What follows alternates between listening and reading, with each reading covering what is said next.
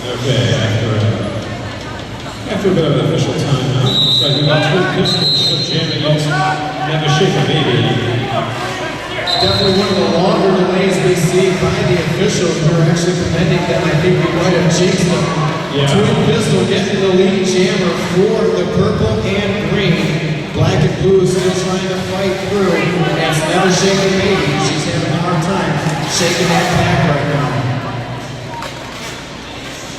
Never Shake a Baby had quite a bit of success in their first match this morning against Glass City, but having a little more difficulty establishing lead jammer status against NEO.